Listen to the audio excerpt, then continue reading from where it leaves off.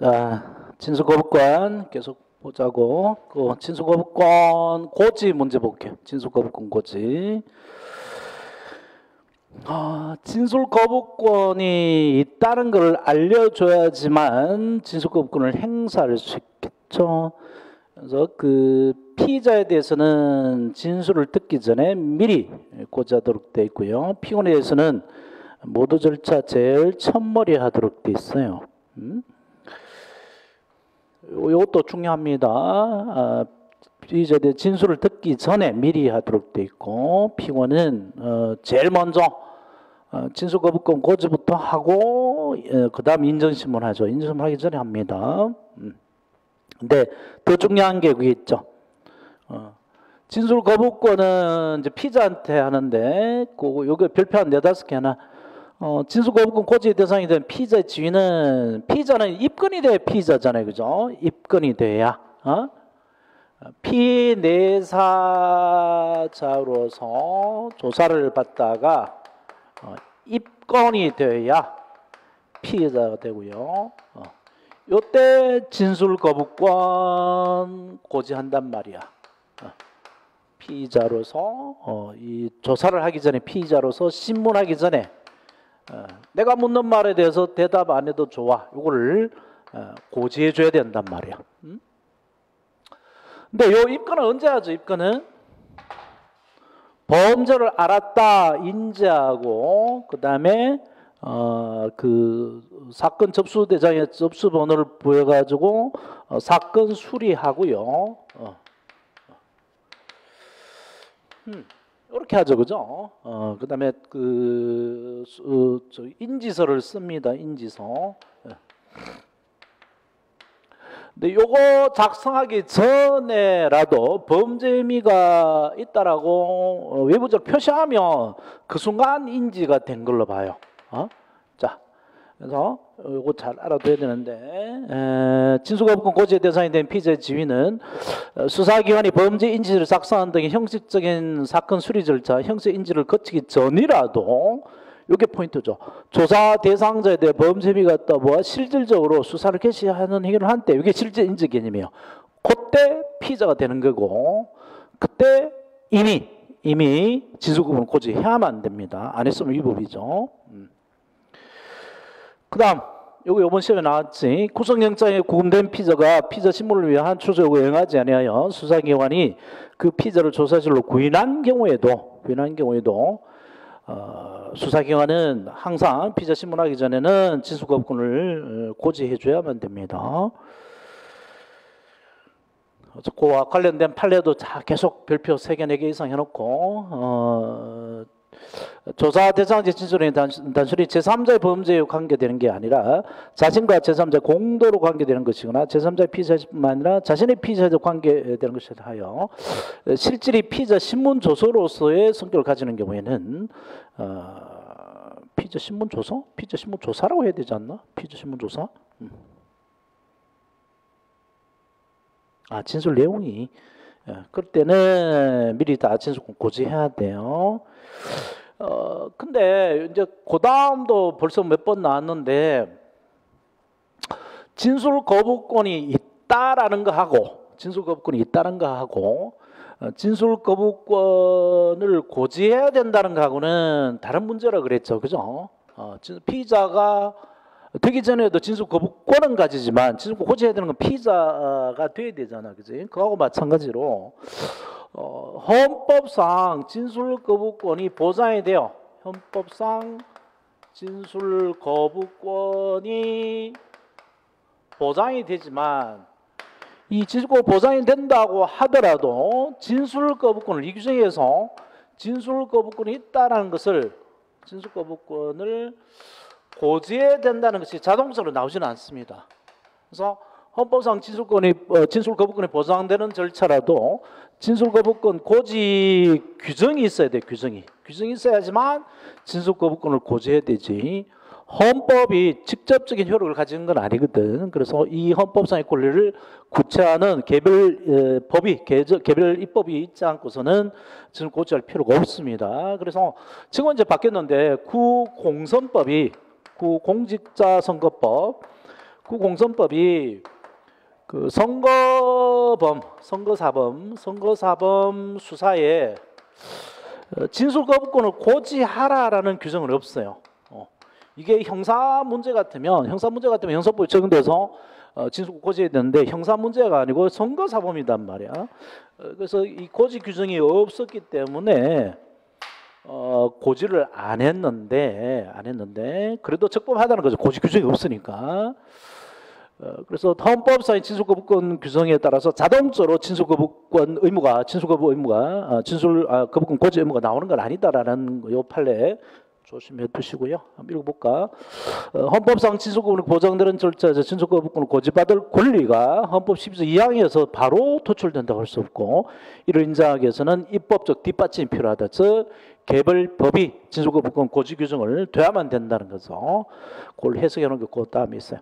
따라서 헌법 규정에 의하여 바로 진술거부권 고지 의무가 있는 것이 아니므로 개별 법률에 진술거부권 고지 의무 규정이 있어야만 고지 의무가 있게 되는 겁니다.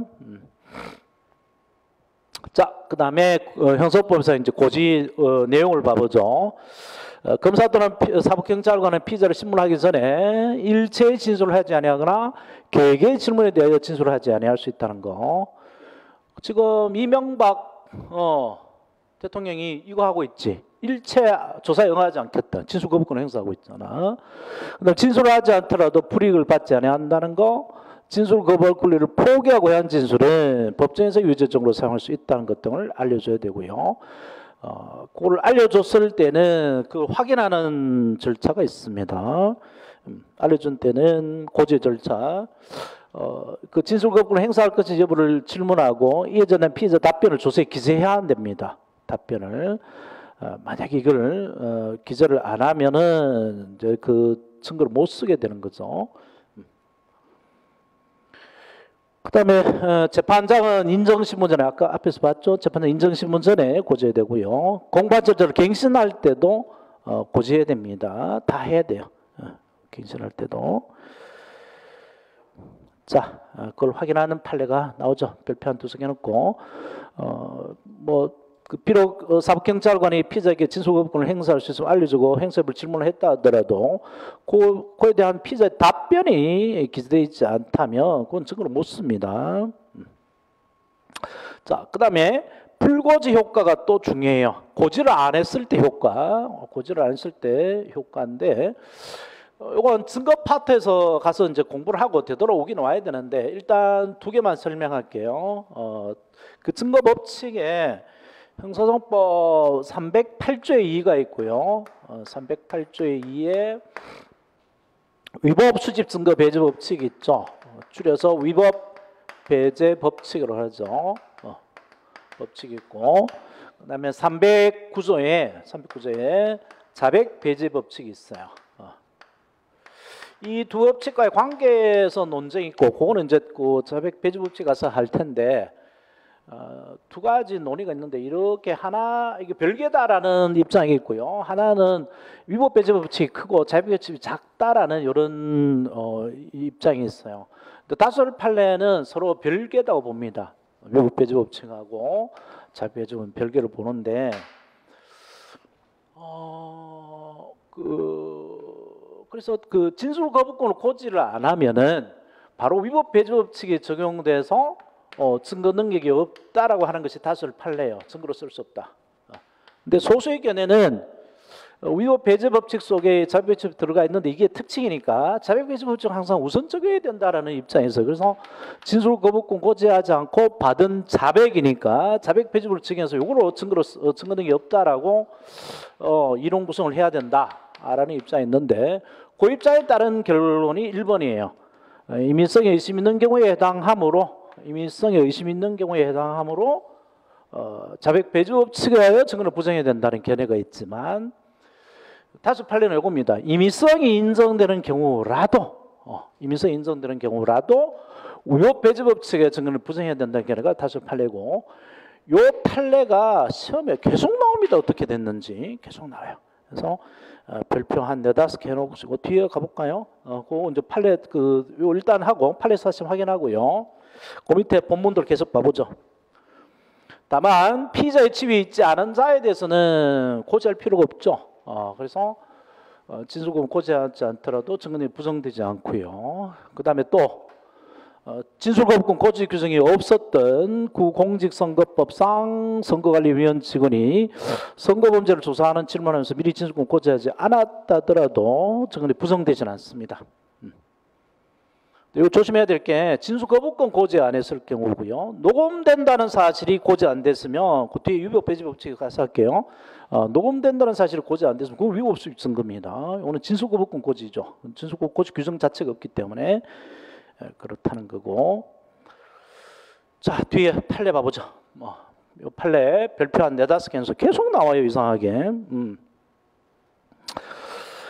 피의자의 진술거부권은 헌법이 보장하는 형사상 자기에게 불리한 진술을 강요하지 않는 자기 부재 거부의 특권의 거부의 권리에 부서잡은 것이므로 수사기관이 피의자를 신문함에 있어서 피의자에게 미리 진술거부권을 고지하지 않은 때에는 그 피의자 진술은 위법하게 수입된 증거로서 진술의 임의성이 인정되는 경우라도, 이거 별표 놓으세요. 진술의 임의성이 인정되는 경우라도 자발적으로 했다 하더라도 얘기죠. 진술거부권 고지를 안 했는데도 진술거부를 하지 않고 자발적으로 했다 하더라도 증거능력이 부정된다. 위법 수집 증거이기 때문에 진술거부권을 고지하라라고 하는 형사법 절차를 형사법 규정을 위배했기 때문에 위법 수집 증거로서 증거능력이 부정된다는 겁니다.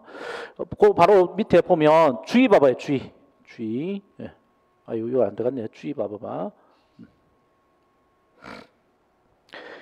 피의자에게 미리 진술권을 고지하지 않은 때는 그 피의자의 진술은 진술의 임의성에 의심 있는 경우에 해당하여 증거능력이 부정된다. 이러면 틀려요. 이거는 위법 배제 법칙이 아니고 자백 배제 법칙을 적용하면 이 말이 되는데 우리나라 다수 판례는 진술거부권 고지하지 않으면 자백 배제 법칙을 적용하는 게 아니고 위법 배제 법칙을 적용한다 그랬죠. 그죠? 상세한 내용은 위법 자백 배제 법칙 그때 가서 다시 보겠고.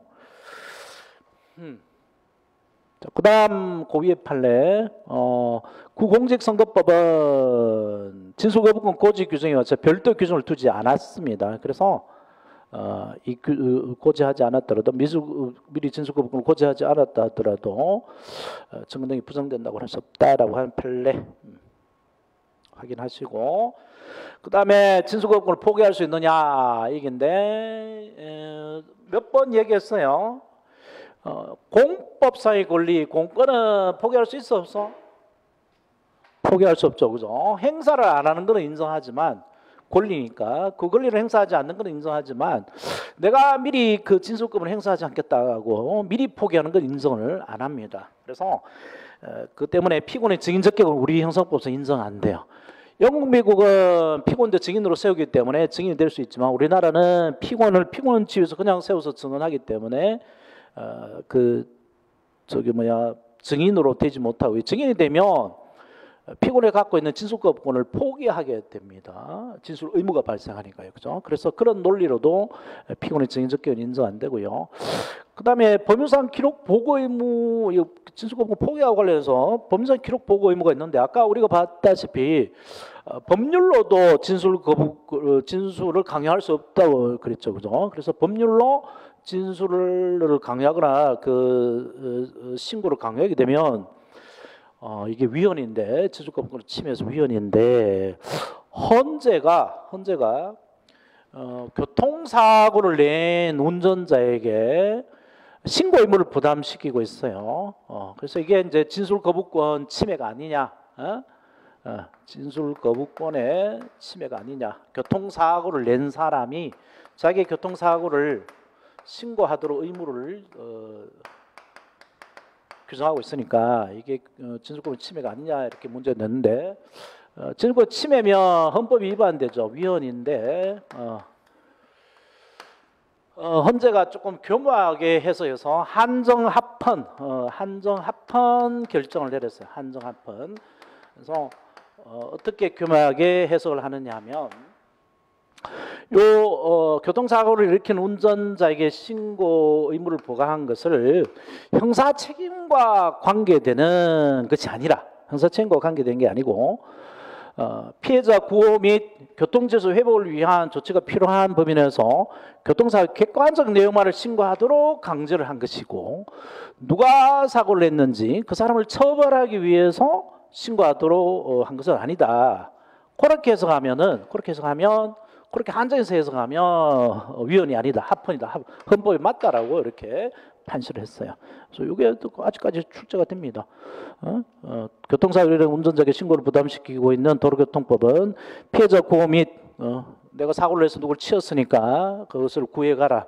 또 뭐 차가 엉겨져 있으니까 그것을 대갖고 가라. 이런 거 교통식으로 회복을 위한 조치가 필요한 법인에서 교통사고 객관적 내용만을 신고하도록 한 것으로 해석하고 형사처벌과 관련되는 사항에는 적용되지 아니한 것으로 해석하는 헌법에 되지 아니한다. 이렇게 한정 합헌 결정을 내려요. 이거는 매우 순진한 판결이다, 나이브한 판결이다라고 학자들이 많이 비난을 하죠. 왜냐하면 교통사고를 해서 신고하면 경찰이 와서 그냥 피해자 구호만 하고 부서진 차 레카 실어 보내고 끝나? 결국 수사를 개시하잖아. 누가 사고를 냈으며, 그지? 그래서 간접적이나마 자기의 형사 책임을 신고하도록 했기 때문에 이거 위헌이다라고 그러는 것이 대부분의 학자들이에요. 근데 헌재가 이렇게 나오고 있으니까 헌재 관련 문제들 워낙 이렇게 많기 때문에 출제가 자주 되고 있는 부분이란 말이야. 자, 그다음에 진술거부권 행사의 효과 봐보죠. 진술거부권 효과. 진술거부권 침해하면 증거를 못 쓰죠. 그건 우리가 봤고요. 증거 등이 배제되고요.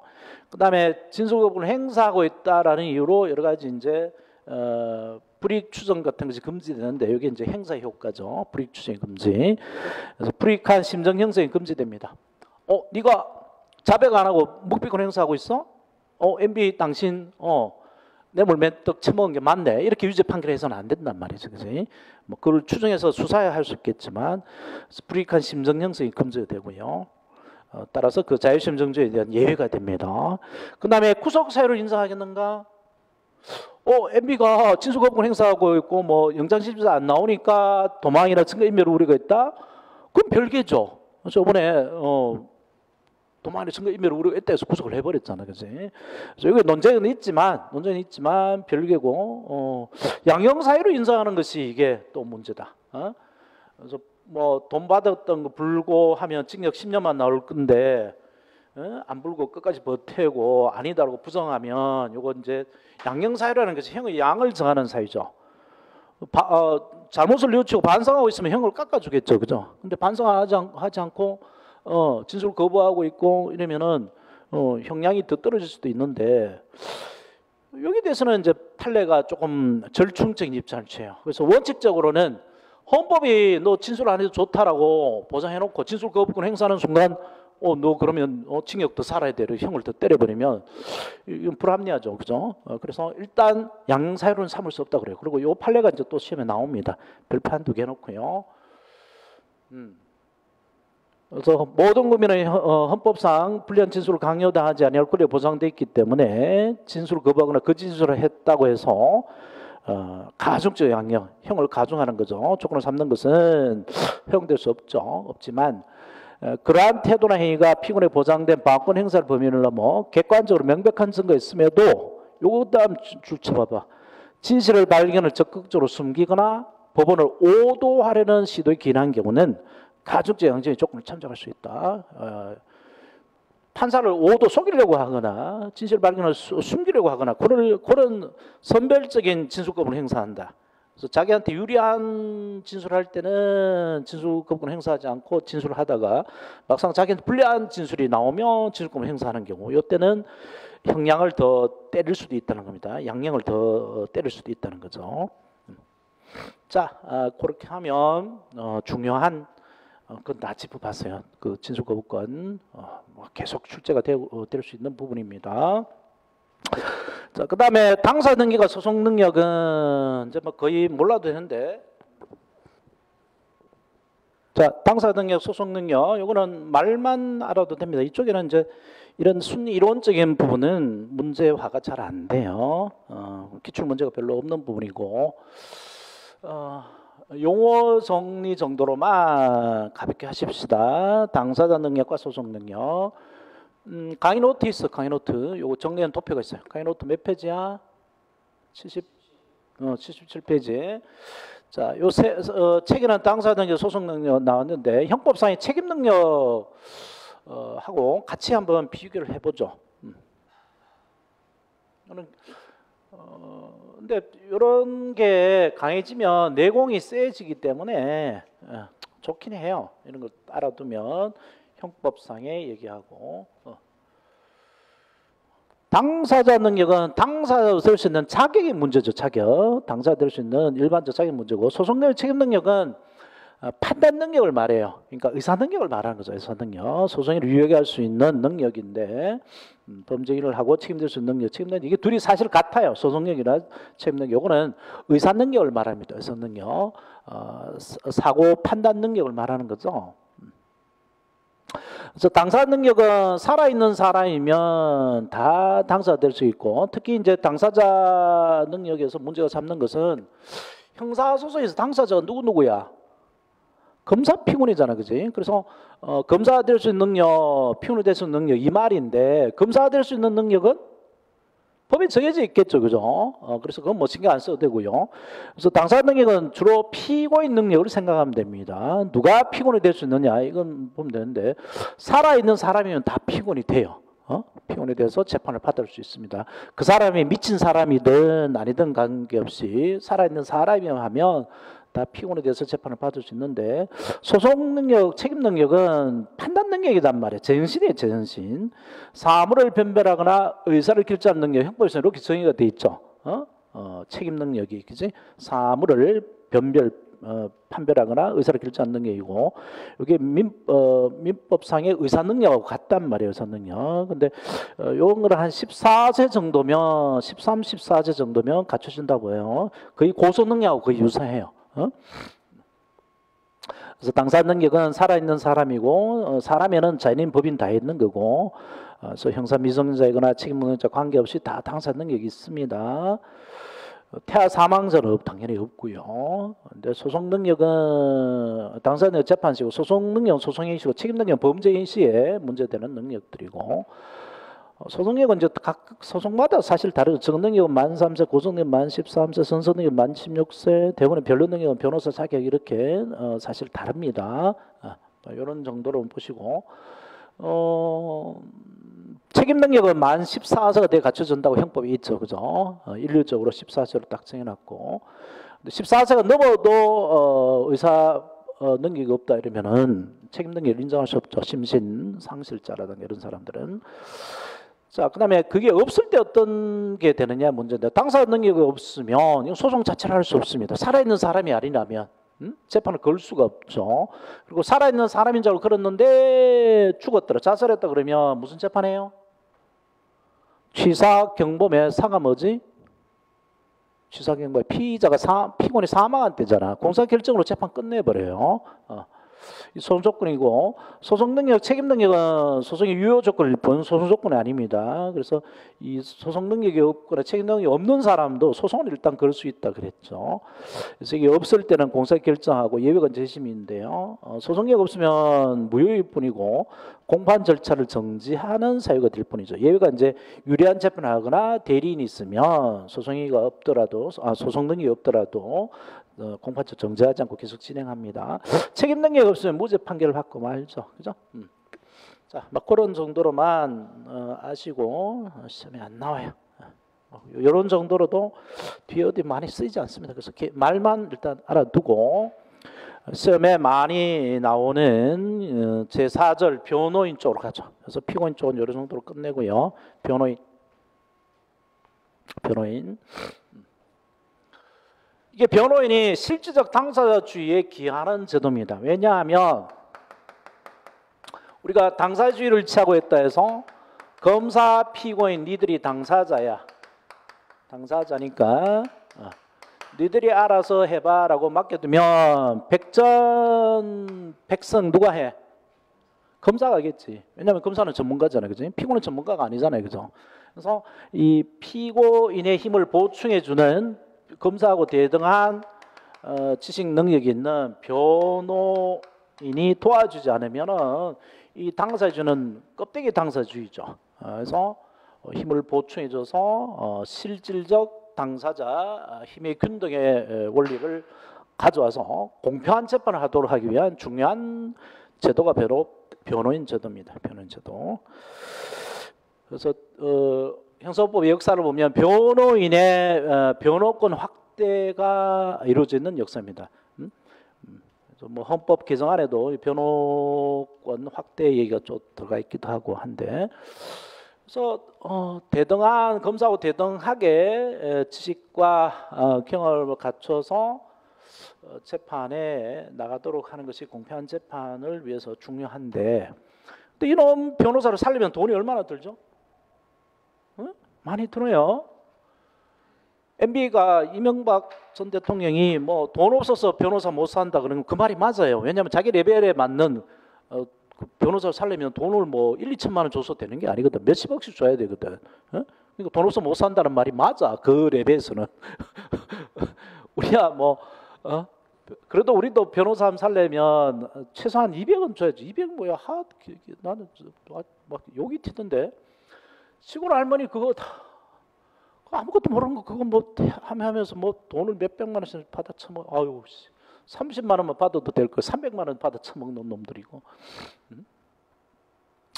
그 허가된 도둑놈이 그러잖아 변호사들. 에이, 근데 나도 그거 되고 싶어서 열심히 공부했었는데 도둑놈 되고 싶어서. 자, 그래서 그렇게 돈 주고 사는 변호사를 사선 변호를 그러고요. 나라에서 붙여주는 변호사를 국선 변호를 그러는데, 사선 변호인 쪽은 많이 나왔거든요. 그래서 국선 변호인이 나올 가능성이 아주 큰데 이게 계속 이상하게 안 나오는 것 같아요. 313쪽 이하에 있는 이게 이번에 비슷한 게 뭐가 나왔나? 내가 완전히 정리를 안 해서 기억을 잘 못하네. 안 나서면 다음엔 100%예요. 100%. 자, 일단 그래도 기초개는 내용으로 사선 변호인부터 보십시다. 영화 변호인 내용이죠. 이 사람이 없어요. 뭐 무슨 그냥 찍소리도 못하고 어차피 형을 받지만 찍소리도 못하고 형 받는 거하고 뭐라고 또 따져보고 형 받는 거하고 다르겠죠, 그죠? 기본상. 자, 먼저 사선 변호인 선임권자 두 개가 있습니다. 고유 선임권자하고 선임 대리권자 두 개가 있죠. 고유 선임권자는 피의자 피고인이고요. 그다음에 선임 대리권자가 법정 대리인, 배우자, 직계친족, 형제, 자매 들이 있죠. 가족은 없나? 동거인 고용주가 없습니다. 동거인 고용주 없다는 거 조심하세요.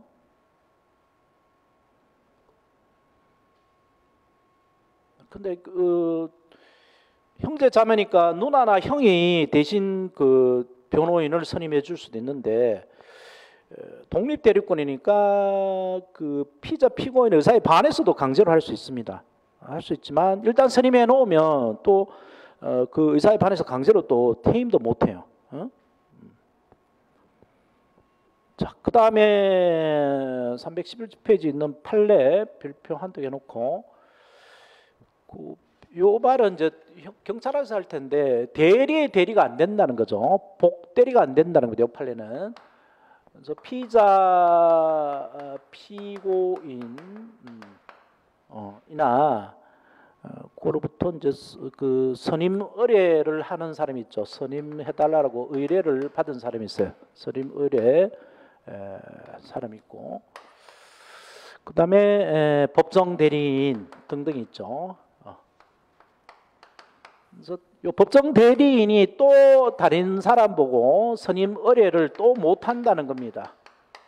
자기가 선임해야 돼요. 법정 대리인 자기가 선임해야 되지 다른 사람한테 선임하라라고 의뢰를 못한다는 얘기예요. 이 판례가.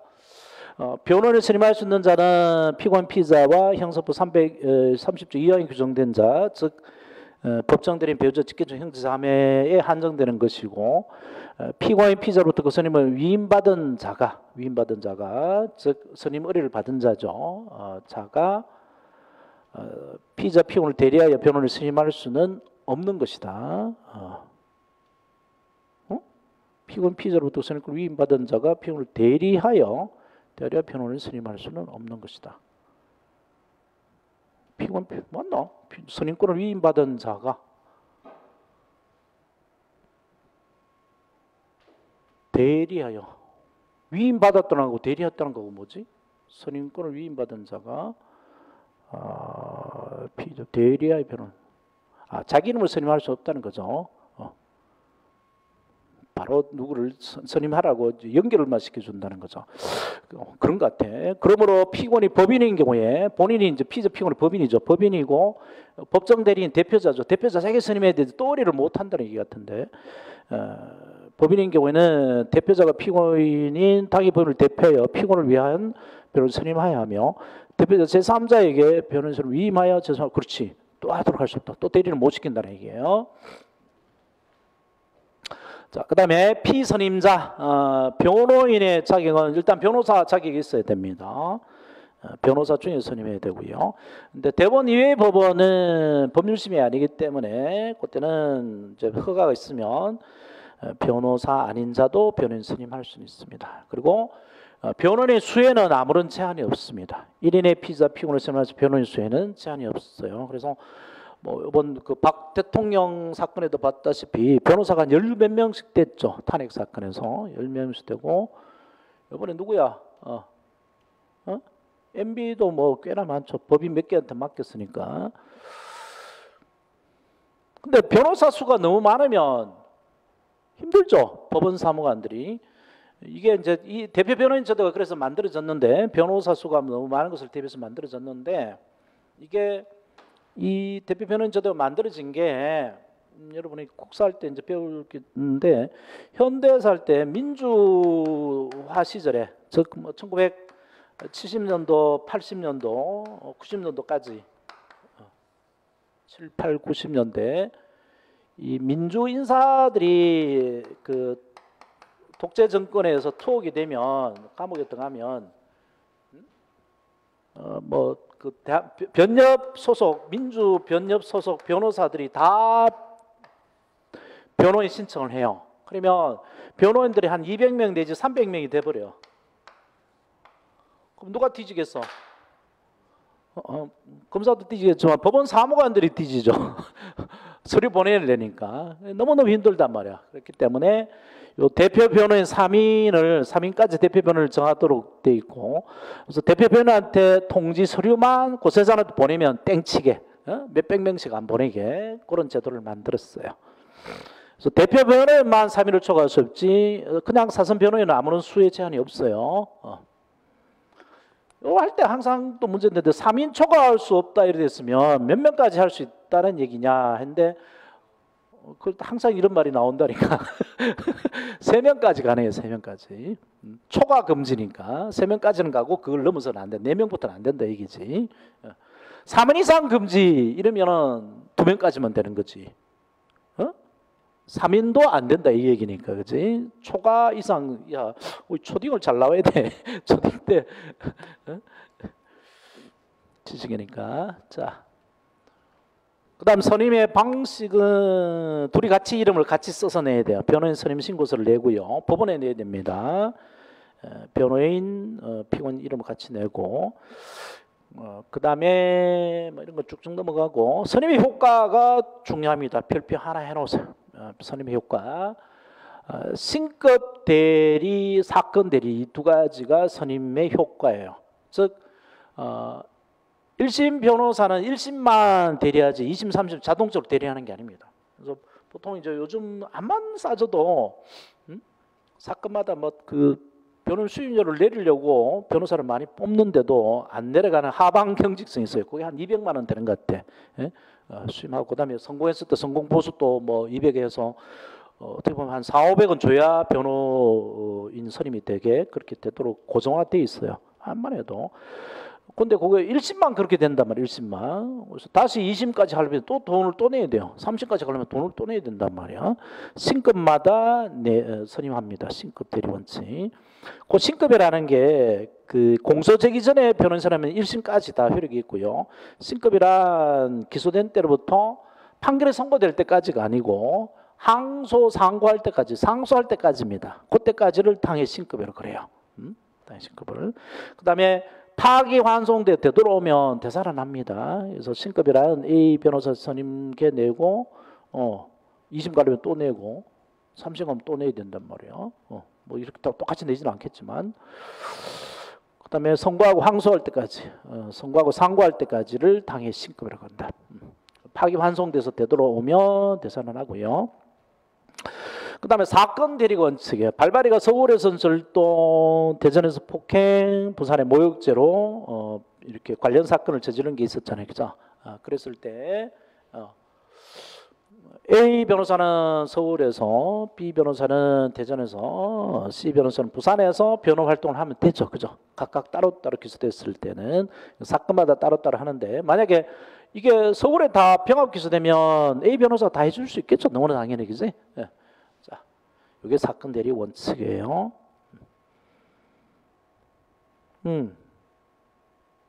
곧 예외가 봐봐요. 동그라미 사건 대리 원칙의 두 번째 문단 예외 보세요. 하나의 사건에 관하여 한 변호인 선임은 동일 법원의 동일 피고인에 대하여 병합된 다른 사건에 관하여도 효력이 있다. 요 신급 대리 원칙, 그다음에 사건 대리 원칙은 뭐 그 사선 변호인뿐만 아니라 국선 변호인의 경우도 그대로 적용이 됩니다. 자, 그래서 이제 돈이 없는 사람은 변호인의 도움을 못 받느냐 해서 나오는 게 있는데, 이제 바로 국선 변호인이 있고요. 근데 국선 변호인 제도가 마련돼 있긴 한데, 자본주의 사회니까, 자본주의 사회를 떠나서 인간이니까, 인간은 자기가 돈 받은 만큼 움직여요. 그래서 돈이 막 200만 원, 300만 원 주면 200만 원, 300만 원 값을 하려고 좀 많이 받긴 하겠지만, 자기 한 일에 대해서 많이 받긴 하겠지만, 그러한 일을 할 수 있는 것 자체가 사실은 뭐 대가가 필요한 거죠. 그래서 옛날에 그런 거 있잖아. 뭐 그 전기 고치는데 그 사람 뭐 땡코 고치는데 와가지고 차 몰고 와가지고 망치 똥똥 몇 군데 두드리니까 되돌아가. 그래서 그걸 두드려놓고 돈을 뭐 몇만 불을 달라 그러니까 억울해가 왜 그러냐고 그랬더만, 이거 두드려서 아는데 얼마가 시간이 걸린 줄 아느냐고. 그에 대한 대가를 내놔라. 변호사 똑같단 말이야. 남북이라는 한 30만 원 받으면 될 것 같은데 300만 원씩 받더라니까. 그런 걸 그렇게 아는, 두드릴 줄 아는 능력이 그만큼 있다는 거지. 그 지식과 경험, 경험에 따라. 그러면 변호사 하라 이거야. 그래서 나라에서 이제 국선 변호사를 붙여줘요. 붙여주는데 이게 돈이 얼마 안 돼. 한 건 해봐야 지금 많이 뭐 올라간지 몰라도 60 몇만 원 안 돼요. 그럼 무슨 변호 활동을 하겠어요? 60 몇만 원 받고 뭐 증거 수집을 할 거며, 뭐 어디 가서 뭐 CCTV 뭐 복사를 할 거며, 서류 복사를 할 거며, 그것도 다 돈 드는 거잖아. 움직일 때마다 기름값 들고 이러는데. 그래서 이게 별로 실효성이 없고, 그래서 국선 변호인 선임된 놈이 가서 하는 소리가 자기를 사선 변호인 선임해라라고 이야기를 하는 놈들이 많대요. 그러면 돈 한 200만 원 갖다 주면 내가 제대로 해줄게 이 얘기야. 뭐 몇십만 원 밖에 못 하겠다 얘기죠. 헌법 12조 4항에 근거가 있습니다. 즉시 변호인 조력을 받을 권리를 가지는데, 다만 형사 피고인은 스스로 변호를 구할 수 없을 때는 법률에 정하는 바에 국가 변호인을 붙인다는데, 이번에 문재인 헌법 개정안에는 형사 피의자 피고인 다 들어가 있어요. 법조문서는 피고인만 돼 있잖아, 그지? 그래서 피의자는 국선 변호인 선임 청구권이 헌법상 없는 게 법문상상 원리인데, 피의자도 이제 확대하자는 얘기가 들어온 거죠. 그래서 원칙적으로 피고인에만 인정됩니다. 자, 그래서 국선 변호인 선정 사유를 보겠는데, 피의자에게는 예외로 인정됩니다. 피고인에게 원칙적으로 인정된단 말이야. 그래서 예외적으로 피의자에게도 국선 변호인 선정되는 경우는 딱 두 개예요. 딱 두 개. 피의자는 수사받는 사람인데 피의자이면서도 재판을 받는 경우가 있어요. 피의자면서도.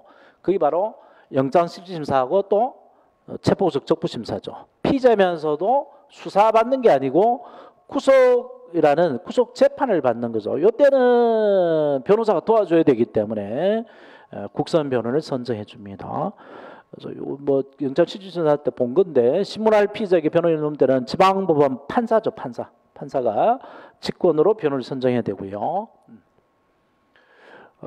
그 이때의 이 변호인 선정은 구속영장과 기각도 효력을 소멸한 경우를 제외하고는 1심까지 효력이 있어요. 그래서 이것도 신급 대리 원칙이 적용이 되는 거죠.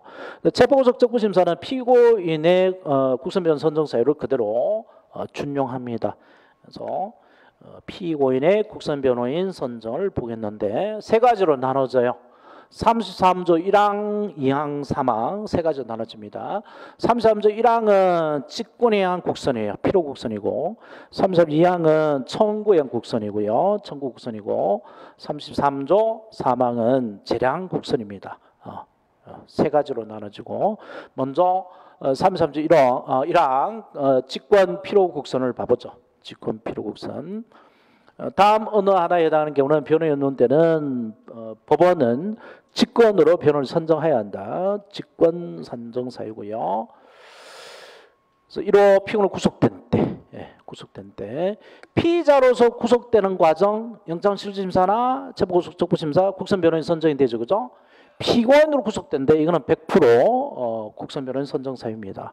나머지 여기 2호, 3호는 불구속으로 재판받을 때라는 얘기죠. 불구속 재판받을 때 이런 사유에 해당할 때라는 얘기고 그 다음에 2호 피고는 미성년자일 때 19세 미만자죠. 미 동그라미 70세 이상인 자 7 동그라미. 근데 70도 요즘에 정정하지 않나?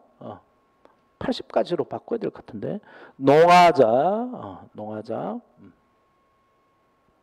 그 다음에 심신장애 의심 있는 사람 심 동그라미 그래서 미칠놈 심 그 다음에 피고의 사용 무기 단기 3년입니다. 단기 3년 장기 3년이 아니에요. 단기 3년 이상의 징계라 근거에 해당하는 죄로 기소된 때 장기 3년이 문제된 거는 저 앞에서 봤는데 뭐였지? 사용 무기 장기 3년 이상이 문제됐을 때 긴급체포 사유였죠. 그죠? 장기 3년 장기 3년이 큰 범죄야? 단기 3년이 큰 범죄야?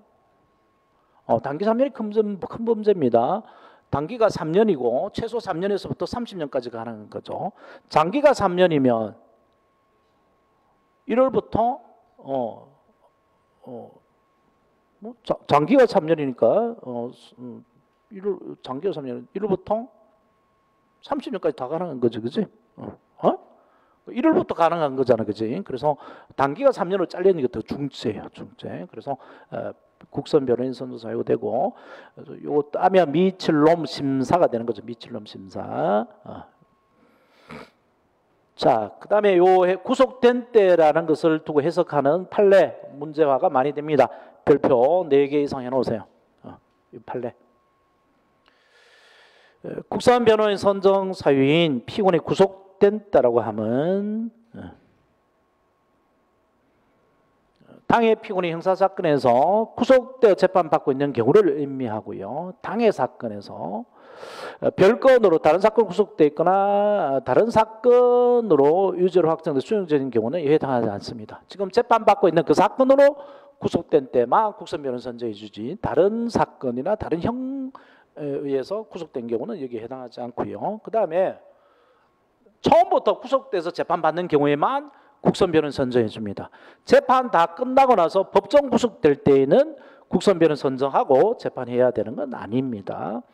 그래서 국선 변호인 선정 사유인 피고인 구속된다라 하면 피고인의 당형사건에서 이미 구속되어 재판을 받는 경우를 의미하는 것이므로 불구속 피고인에게 판결을 선고한 다음에 법정 구속을 하더라도 구속되기 전까지 국선 변호인 선정하였어야 하는 것은 아니죠. 자, 그 다음에 청구 국선 가볼까요? 참 거기 주의에 넣어놨는데 요즘 뭐 이렇게 상세한 이런 가지고 장난치는 문제는 안 나왔는데 여기 농아자가 뭔지 알죠? 농아자, 기머거리 농, 벙어리 아, 그치? 둘 다 농아, 농아. 이것만 나오면 나는 그 아령 얘기를 하는데 아령. 요즘은 아령이라고 쓰나?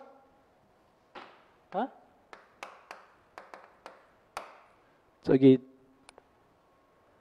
운동하는 데 가면 이 드는 거 있잖아. 그걸 뭐라고 그래? 덤벨이잖아. 덤벨. 덤벨이 무슨 말인 줄 알아요?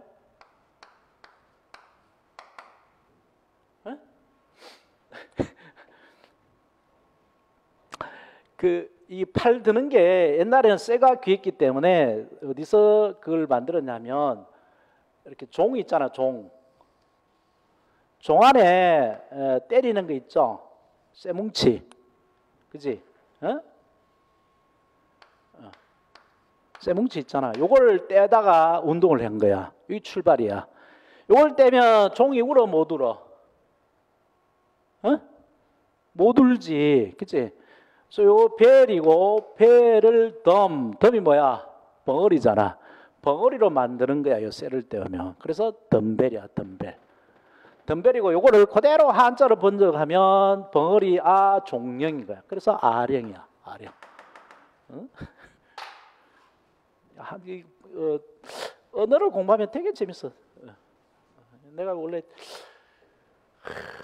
국문학과나 영문학과 해가지고 이거 언어 공부하는 걸 공부하고 싶었는데 뭐 찾다 보니까 전혀 원하지 않았던 뭐 남의 뭐 이런 거 막 강의하고 앉았어.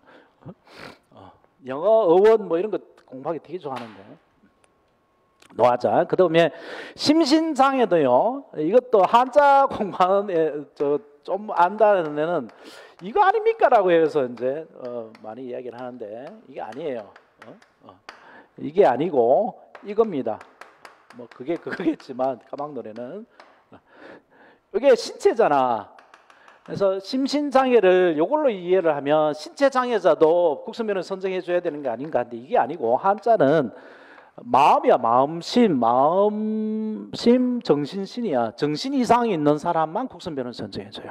신체장애자는 국선변 선정 사유에 안 들어가. 그래서 그 주위에다가 한자를 그렇게 넣어놨고 단기 3년 초과 뭐 이상이야 이런 장난치는 것들이 많아요. 문장상. 자, 그 다음에 청구국선으로 가보죠. 청구국선. 빈곤 그 밖의 사유로 변호인 설명할 수 없을 때입니다. 그래서 이때는 청구가 있는 때예요. 청구에 대해 별표 놓으세요. 요거 외에 다른 경우는 빈곤이 청구할 필요 없어요. 그냥 직권으로 국선변 선정해야 되는데 빈곤의 경우는 빈곤을 증명해야 되죠. 내가 돈이 없어서 못 산다. 변호인 못 산다. 그러면 MB도 잘하면 국선변호인 붙여줄 줄 모르죠. 응? 자. 그에 관한 판례들이 있습니다. 판례들이 피고인이 탄원서 경제적 어려움을 인하여 선고할 수 없다는 이유로 이렇게 했는데 국선변호인 선정 안 하고 재판한 것은 위법이다. 그 다음에 이제 그 장애인 등급이 없어졌다고 그러는데 이제 장애인 등급이 있을 때입니다. 4급 장애인의 경우는 여기 들어가요. 청구를 해야 됩니다. 4급 장애인 4급에다 별표 놓으세요. 4급 장애인의 경우는 청구를 해야 국선변호인 선정해 줍니다. 그래서 장애인 등급에서 가장 쉽게 되는 장애인이 4급이죠. 4급. 치매 초기만 해도 4급 장애가 나와요. 그 다음에 재량국선 봐볼까요? 재량국선. 법원은 피고인의 연령, 진단, 교육 정도 등을 참작하여 권리를 보호를 위해 필요도 인정한 때는 그다음 별표 놓으세요. 피고인의 명시적 의사에 반하지 않는 범위 안에서 국선변호를 선정해야 됩니다. 명시적 의사에 반하지 않는 범위 안에서. 그에 관한 판례가 바로 2급 장애인 판례가 있죠. 2급 시각장애인하고 별표 놓고 3급 청각장애인. 2급 시각장애인은 안 보이니까 서류를 점자로 되어 있는 것만 읽을 수 있죠. 그죠? 그래서 변호인이 도와줘야만 되잖아. 그지? 그 많은 서류들이 점자로 다 되어 있을 리가 없으니까.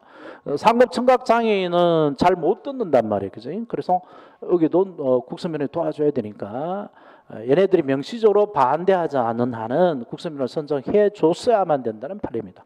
4급의 경우는 청구를 해야 국선변호인을 선정한다는 그랬죠. 그 다음에 국선 변호인의 국선 변호인이 아니고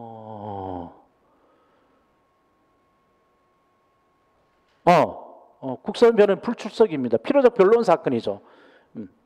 필요적 변론 사건. 이거 써놔. 필요적 변론 사건이라고. 필요적 변론 사건 또는 필요적 변호 사건. 지금 그 박근혜 전 대통령 변호인이 딱 한 사람은 다시 재선임 했나? 다 변호인 사퇴 다 해버렸죠. 그죠? 그래서 박근혜 전 대통령이 저지른 죄가 지금 사형 무기 또는 단기 3년차 범죄에 들어가요. 사형에 처할 수도 있나? 무기는 처할 수 있어요. 뇌물액이 그 다 인정이 되면 무기 처할 수 있으니까 변호사 있어야 됩니다. 변호사 있어야 되는데 변호사가 없죠. 다 산입해 버려서. 그래서 요 규정에 대해서 피고인의 국선 변호 선정 사유에 해당하는 사건, 미칠놈 심사에 해당하죠. 그다음에 피고인에게 국선 변호 선정 사건에서는 변호 없이 개정하지 못한 재판 못하는데 국선 변호인이 안 나올 때는 저 변호인이 없을 때는 국선 선정하는데 단 판결만 선정하는 경우는 예외다. 즉 이때는 변호인 없어도 됩니다. 지금 저 남겨놓은 게 아직 더 해야 되구나. 아직 판결만 남겨놓은 건 아니죠. 이것도 많이 나와요. 판결 선고할 때도 변호인 나와야 되는데 이렇게 많이 쏘입니다. 판결 선고할 때에는 변호인 없어도 돼요. 오로지 피고인만 있으면 되고 또 피고인 뭐 안 나와도 선고할 수도 있습니다. 이러한 필요적 변론 사건에서 변호인이 출석하지 아니한 때는 법원의 직권으로 변호인 선정이 되는데 요거 관련된 판례들이 많아요. 이거 잘 안 나오네. 즉결 심판을 받은 피고인이 정사판을 청구했을 때도 국선 변호인 선정 사유에 해당하면 국선 변호인 선정해야 됩니다. 똑같고 저기 즉결 심판에도 나오고요. 그 다음에 요 판례를 자꾸 오해를 많이 하는데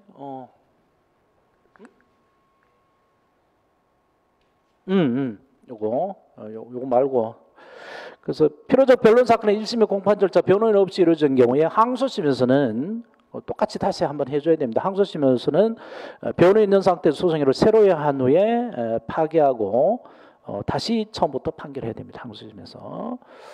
자, 그 다음에 이제 필요적 변론 사건인데 변호사가 없어요. 변호사가 출석 안 했단 말이에요, 그죠? 그러면 변호사 출석 안 한 이후에 일체의 소송행위는 무효입니다. 근데 요 일체라는 말에 너무 집착하면 안 돼요. 여기 다 무효가 되는데 당의 소송행위 일체라는 말이죠. 뭐 전 소송이 통째다가 아니고 그래서 다른 절차에서 이루어진 소송이까지 무효가 되는 건 아니고요. 변호인 출석 이전에 그 전에 이루어진 행위, 그 전의 행위까지 다 무효가 되는 건 아니에요. 그래서 이 일체라는 말에 너무 현혹되지 말기 바랍니다. 이 말이 틀린 게 아니거든. 법문장이니까, 판례 문장이니까. 필요적 변호 사건에서 공판 절차가 사전 변론과 국선 변론 모두 불출석한 채 개정되어 변론 없이 정인신문 등 신문리가 이루어진 경우 그와 같은 위법한 공판 절차에 이루어진 정인신문 등 일체 소송에는 모두 무효다. 줄쳐놓으세요. 일체 소송이 모두 무효다. 이게 틀린 게 아니란 말이야.